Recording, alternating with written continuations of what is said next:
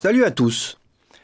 Aujourd'hui, je vais aborder des petites brèves, des petits sujets, les uns derrière les autres, deux ou trois, on verra le temps, histoire de ne pas faire une vidéo trop longue. Et je voudrais commencer par parler de Psycho et le remercier, et je vais mettre un extrait. Il y a quelque temps de ça, j'avais fait une vidéo sur l'éducation sexuelle, même une deuxième vidéo pour répondre aux commentaires de la première. Et donc, dans la première vidéo, je demandais à Psycho d'être plus précis. Alors, c'était une requête, n'est-ce pas? Moi, j'ai pas attaqué Psycho, parce que je l'aime bien. Et que globalement, j'ai rien contre lui, même si je suis pas d'accord avec tout, mais ça, c'est pas le problème. Et donc, par rapport à ça, je voudrais vous repartager un extrait de ce qu'a dit Psycho dans le live de Thomas Sirix, le soir où, par rapport à l'affaire Mandax. Et Psycho, il dit ceci, je vous mets ça tout de suite, et je vous le fais écouter.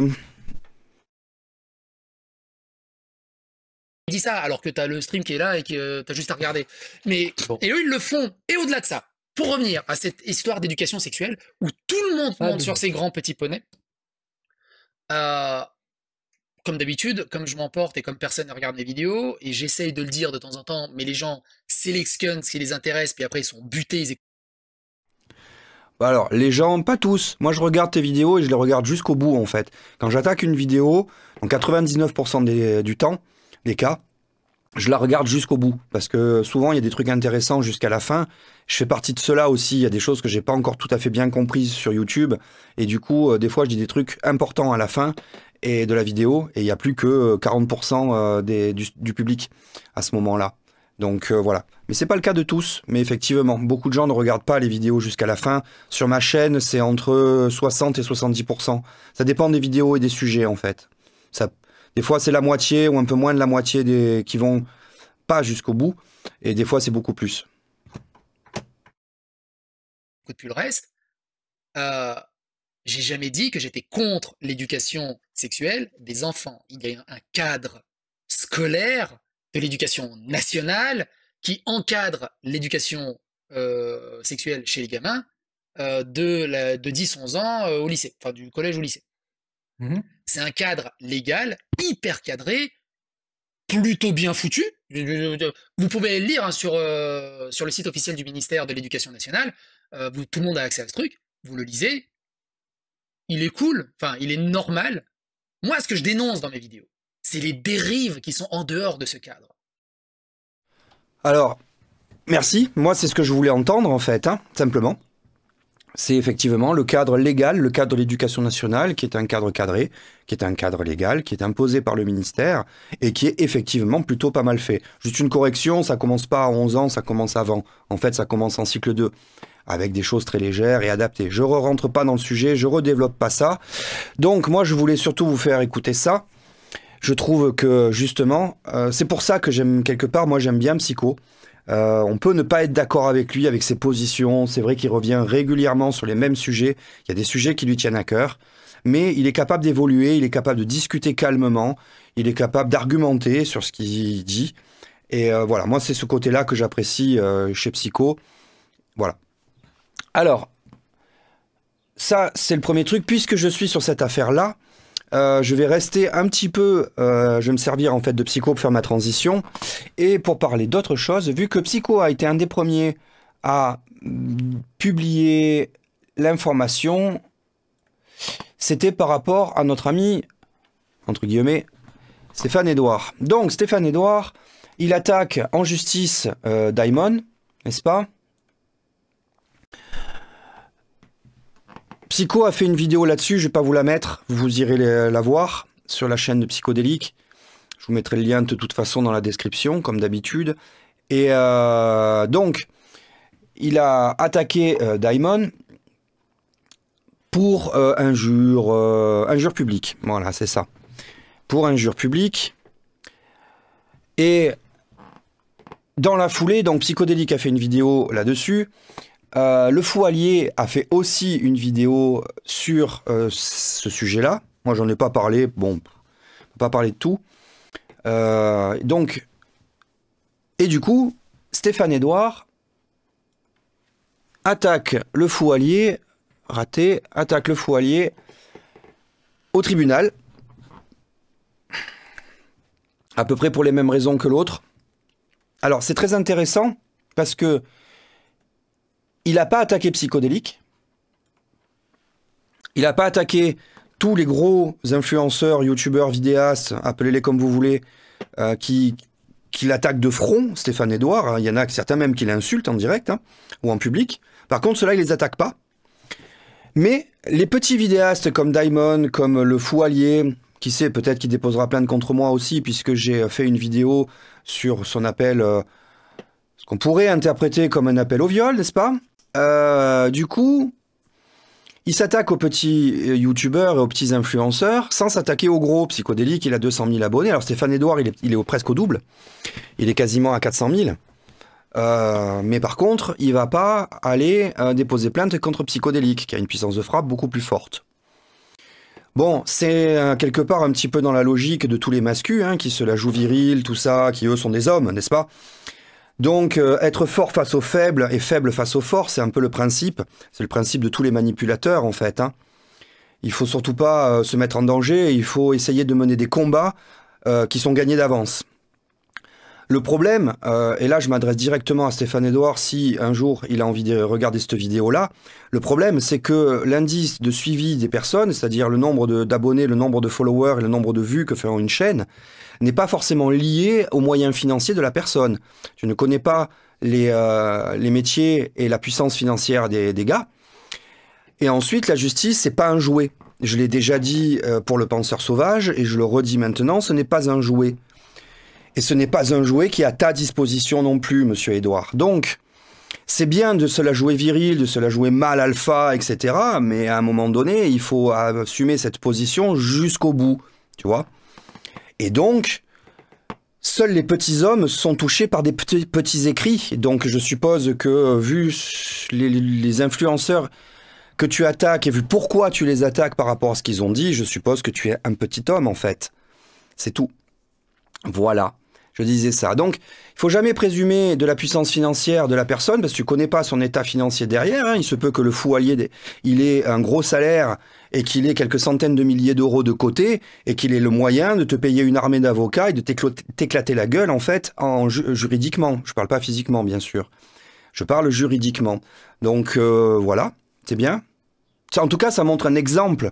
Je trouve que c'est très représentatif parce que ça montre un exemple de la puissance de la virilité masculine quand il s'agit de rétablir la vérité et l'honneur de la personne.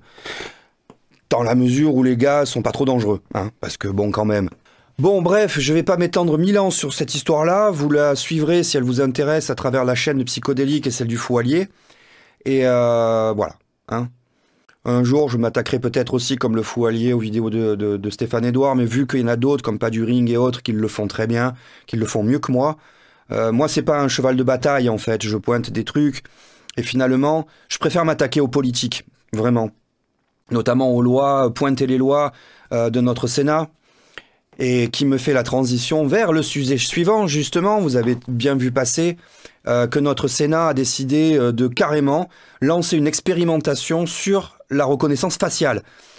On avait la loi JO 2024 qui disait que c'était pas la reconnaissance faciale, c'était du traitement vidéo automatisé. On dirait un peu le tatemae des Japonais là sur cette histoire. C'est pas de la vidéo surveillance automatisée, c'est juste qu'on s'aide avec des algorithmes. Mais non, pardon. Je vous montre ça tout de suite. Donc,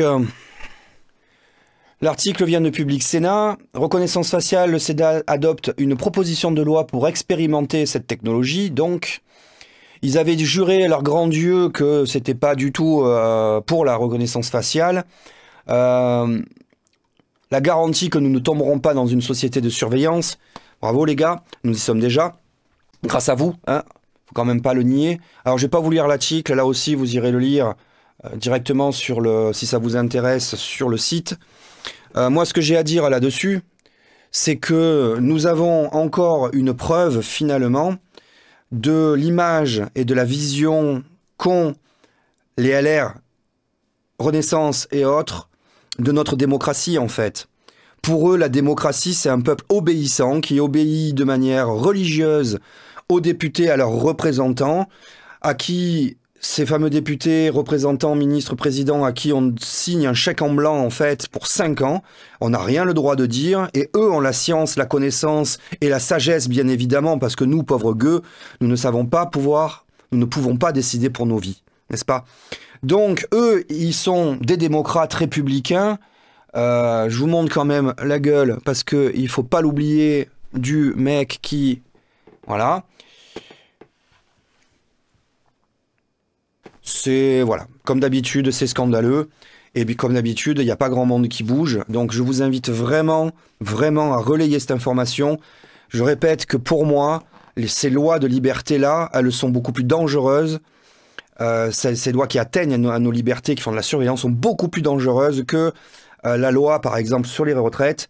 La loi retraite, de toute façon, dans 5 ans, dans le prochain gouvernement, on en aura une autre. Les lois liberticides, c'est toujours des boîtes de Pandore. Quand elles sont ouvertes, elles ne sont jamais refermées. C'est systématique, on en a la preuve. On a suffisamment de recul sur ce type de loi. Elles ne sont jamais remises en question, elles ne sont jamais corrigées. Au contraire, que ce soit des gouvernements qui se disent de gauche ou des gouvernements de droite, ils profitent systématiquement des lois liberticides qu'ont fait passer les prédécesseurs. C'est systématique. Et je conclurai donc cette petite séance de brève.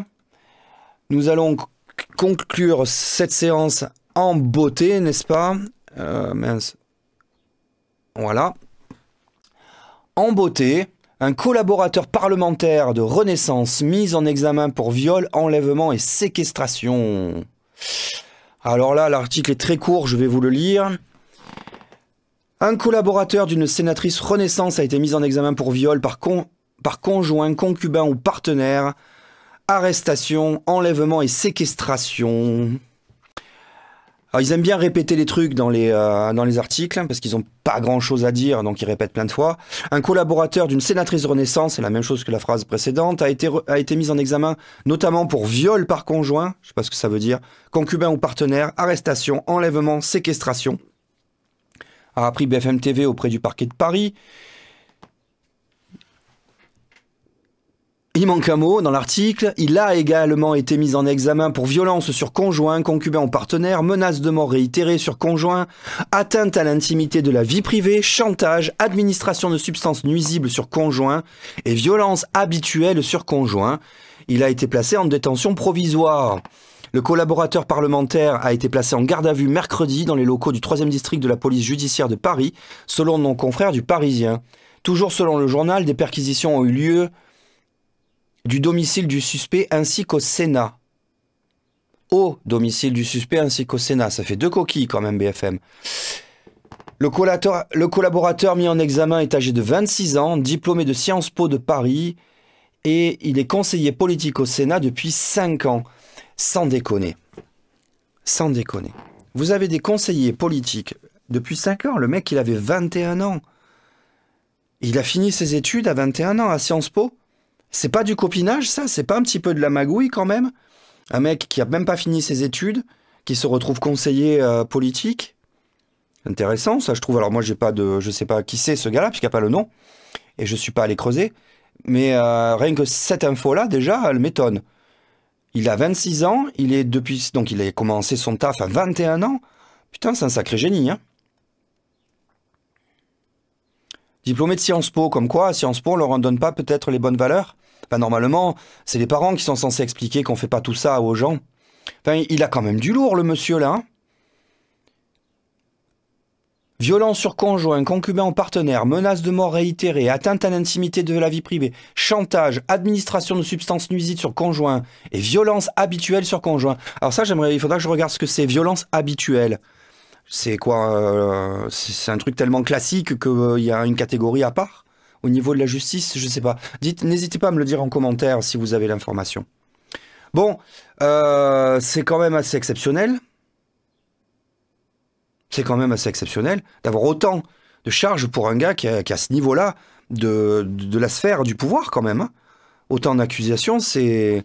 Alors, du coup, avec toutes ces charges qu'il a contre lui, il va pouvoir devenir ministre. Parce que c'est un prérequis dans la Macronie.